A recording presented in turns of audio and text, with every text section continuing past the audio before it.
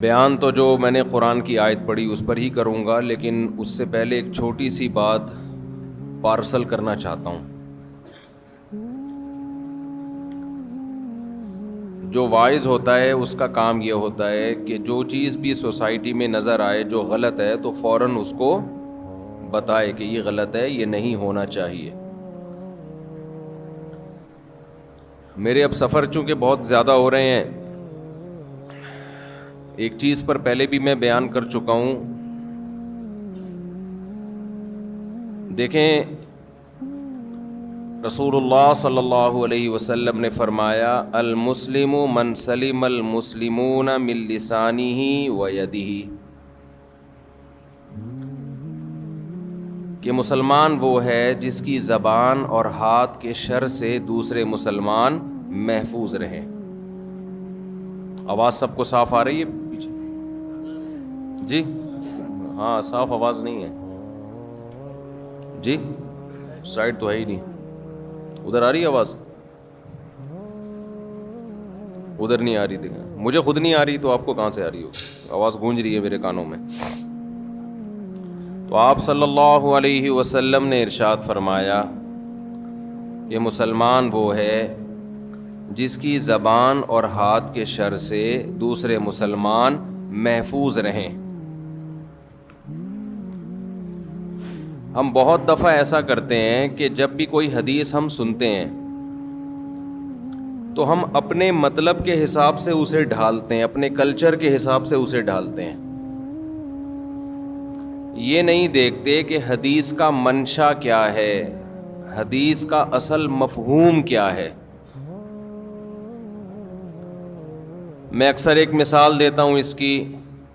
قرآن میں اللہ تعالیٰ نے فرمایا تباہی بربادی ہے ان لوگوں کے لیے جو ناپ تول میں کمی کرتے ہیں، جب اپنا حق لینے کی باری آتی ہے تو پورا حق لیتے ہیں، جب حق دینے کی باری آتی ہے تو ڈنڈی مارتے ہیں۔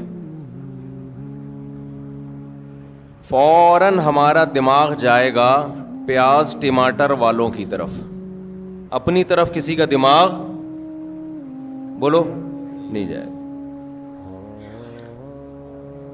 کہ ناپ تول، حالانکہ مطففین کا جو اصل مفہوم ہے وہ صرف ناپ تول میں کمی نہیں ہے، لیکن ترجمہ ایسا کیا جاتا ہے عام طور پہ۔ تو فوراً ہمارا دماغ جائے گا یہ ٹماٹر والے نے جو ڈنڈی ماری ہے نا اس دن جو میں نے مرغی خریدی اور گھر لا کے تولا تو وہاں ترازو میں کچھ اور تھی، یہاں پر کچھ اور تھی۔ تو یہ وہ اس کے بارے میں قرآن نے بالکل صحیح کہا ہے، ایک دم صحیح بات کی ہے قرآن نے بالکل۔ او بھائی، یہ ٹماٹر والے کے بارے میں نہیں، یہ آپ کے بارے میں بھی ہے، سمجھتے ہیں؟ اس آیت کا منشا کہتے ہیں جو اس کی مراد ہے اصل، وہ پیاز ٹماٹر آلو والوں کو برا بلا کہنا نہیں ہے، اس کا اصل مقصد ان لوگوں کو برا کہنا ہے کہ جو اپنا حق لینے میں بڑے تیز ہوتے ہیں، دوسروں کا حق دینے میں ڈنڈی مارتے ہیں۔ اب میں ایک مثال سے بات سمجھاتا ہوں۔ جس نے بہن کو وراثت نہیں دی،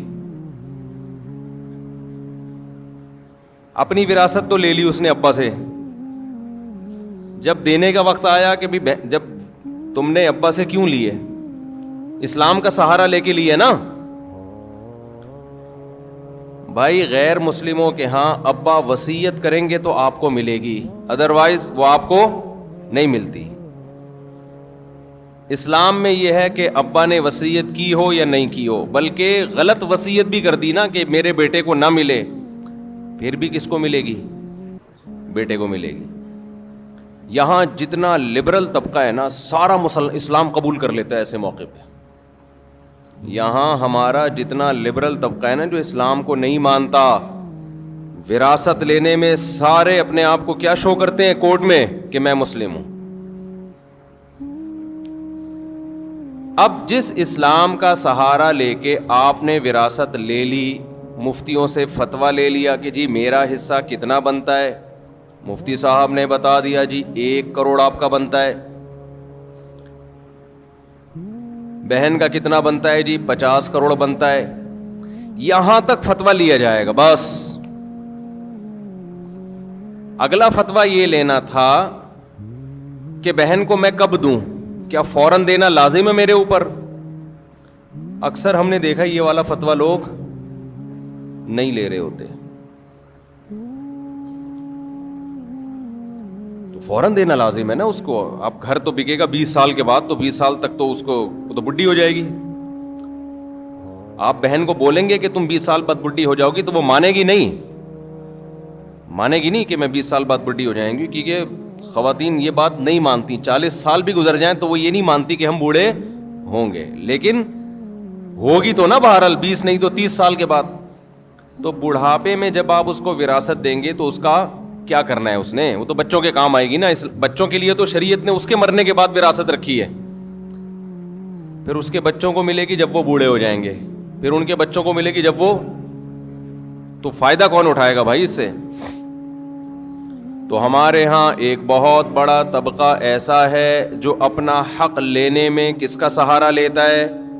اسلام کا. حق دینے میں کلچر کو بنیاد بنایا جاتا ہے. بھی کلچر ہمارا یہ ہے, کلچر ہمارا یہ, بھی ضرورت کیا ہے. تو وراثت میں پھر کس کو بیس بنا لیں گے؟ ضرورت کو, کہ بہن کو ابھی ضرورت نہیں ہے. ضوابط پورے تجوید کے ساتھ ادا کرتے ہیں, ضرورت نہیں ہے.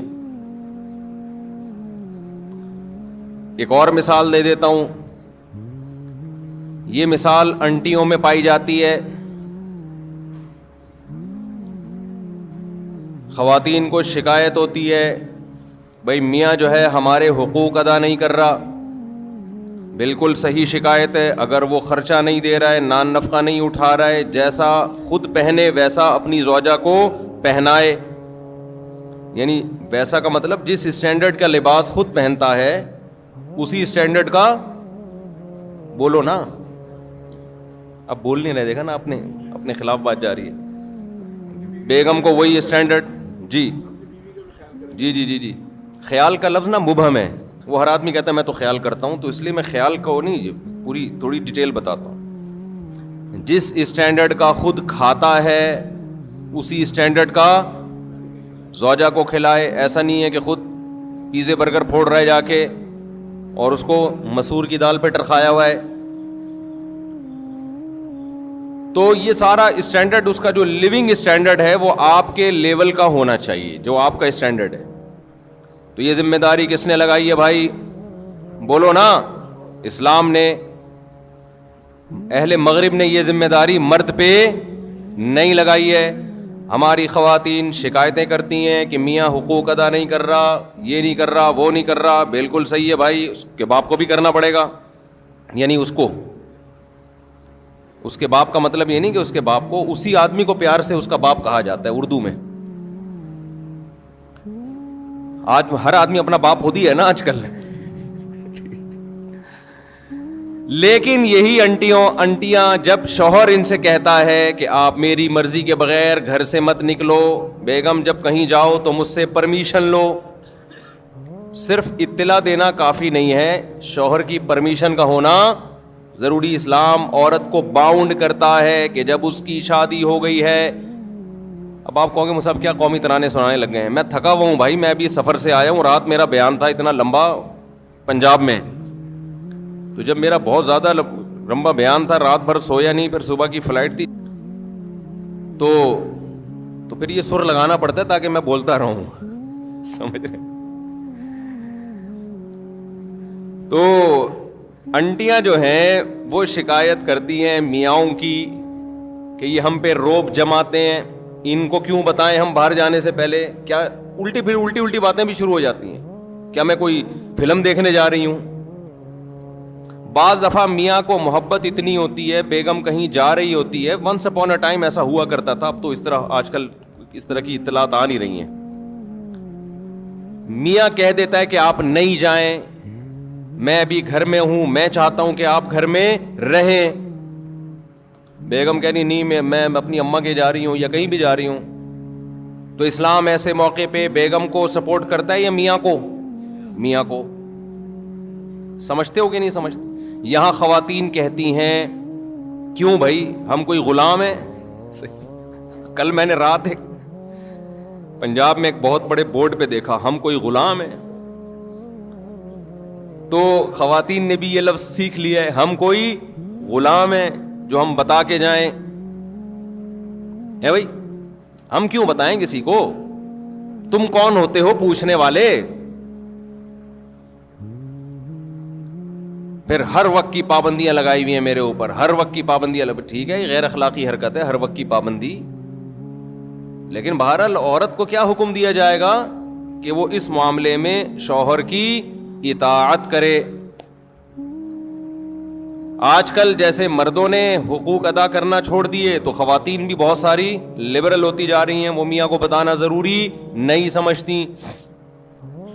ایسے بھی کیسز آتے ہیں, میاں صاحب کہہ رہے ہیں بھائی ان سے نہیں بات کیا کرو, اس سے نہیں جی تم کون ہوتے ہو روکنے والے. تو بھائی جب آپ میاں سے اپنے حقوق لے رہی ہو کس کے نام پہ؟ اسلام اس کو پابند کر رہا ہے, سمجھ لیں آپ. اسلام کے علاوہ کسی کا باپ بھی شوہر کو پابند نہیں کر سکتا, خوب سمجھ لو.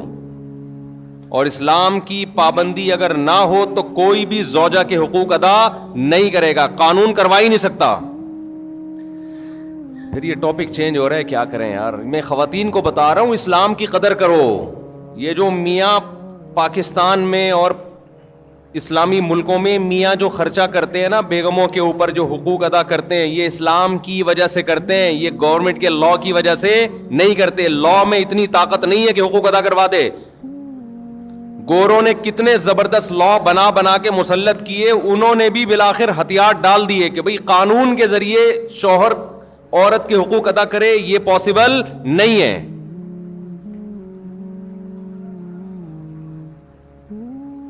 دیکھو ہمارے نبی صلی اللہ علیہ وسلم, عرب میں عورت کو پاؤں کی جوتی سمجھا جاتا تھا.